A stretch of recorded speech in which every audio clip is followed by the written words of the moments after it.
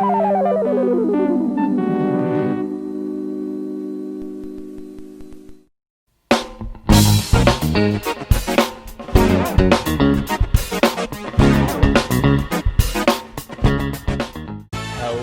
boys and girls. This is your old friend RJ City, and this is the Hollywood Squared Circle, where we talk about wrestling episodes of non-wrestling shows. And today we are talking about the Beverly Hillbillies Season 6, Episode 22, entitled The Rasslin Clampetts. For those of you who don't know, the Beverly Hillbillies first aired on CBS in 1962 and did 9 seasons of 106 black and white episodes and 168 episodes in color.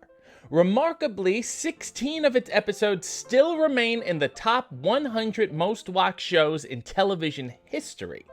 It is still in syndication to this day, and it also spawned a 1993 reboot movie that's better left ignored. The show follows the Clampetts, a podunk family who strike it rich and moved to California. It starred Buddy Epson as Jed, Irene Ryan as Granny, Donna Douglas as Ellie Mae, Rayburn Bailey as Milburn Drysdale, Nancy Culp as Miss Jane Hathaway, and Max Bayer Jr. as Jethro, who, of course, is the son of legendary boxer Max Bayer Sr. The wrestlers guest starring in this episode are actually not wrestlers at all. The Boston Strong Girl is played in drag by actor and stuntman Jerry Randall, and the other wrestler, Rebecca, is played by actress, singer, and composer Gail Caldwell, who actually wrote 2 songs for Frank Sinatra. However, the announcer is Bill Baldwin, who is the commentator in 3 Rocky films, and the referee is, of course, wrestler and trainer extraordinaire Gene LaBelle. And if you're counting along at home, Gene has so far appeared in The Munsters, Family Matters, and now the Beverly Hillbillies. So here's what happens in the episode. Granny is in a shitty mood because she misses home. So Jed and Jethro raise her a cabin just like she used to have. So she's all happy now, and she's rocking on the porch, and she's singing, "Oh, when the Saints Go Marching In," for some reason. And then Mrs. Drysdale hears the singing and hates it, so she walks over, and she's basically like, "This cabin is hideous, and you need to shut the fuck up." And Granny's like, "Oh yeah? Maybe these'll shut you up." And then they get into this huge fight that we don't actually see. Miss Drysdale just walks into her own house all dirty and beat up. Anyway, Jed is like, "Granny, you can't fight like that. Nobody fights like that. No one solves their problems through violence anymore."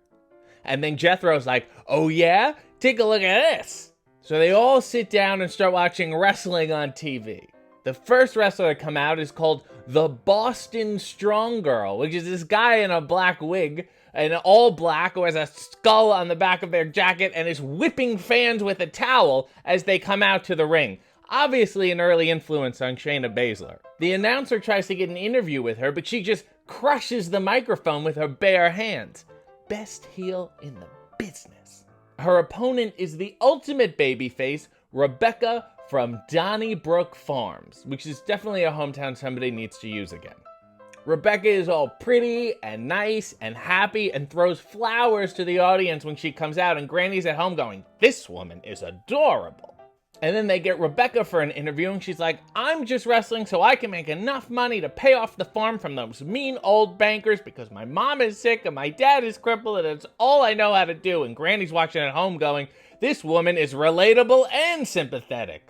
And then before the match starts, the Boston Strong Girl takes the flour bucket and dumps it on Rebecca's head, and then she bumps the ref, and then she starts putting some good old-fashioned heat on her. But Granny thinks all this shit is real, so she grabs a shotgun and tries to shoot the TV.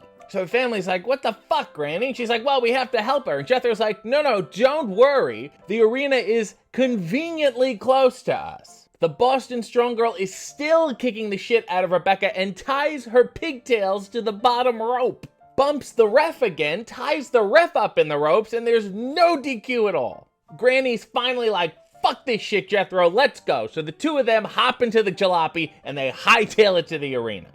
And then the announcer's like, "Wait, who the fuck is this? Is this Rebecca's mother?" And then Granny leaps into the ring, and then she's all like, "Come on." How she even got into the building, let alone into the ring, is completely beyond me. Granny hits the Boston Strong Girl with a 1-foot monkey flip, 2 judo throws, and a flying knee to the back that sends her upside down in the corner.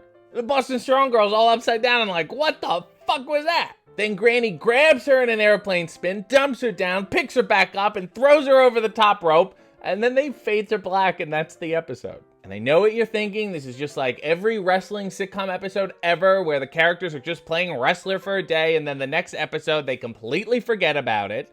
But wait! This is actually part 1 of a 2-episode wrestling arc! Actions have consequences! The wrestling was fantastic, especially considering none of these people are wrestlers at all, and I love how everyone else knows it's fake but Granny. And of course, again, top-notch heel work from the Boston Strong Girl.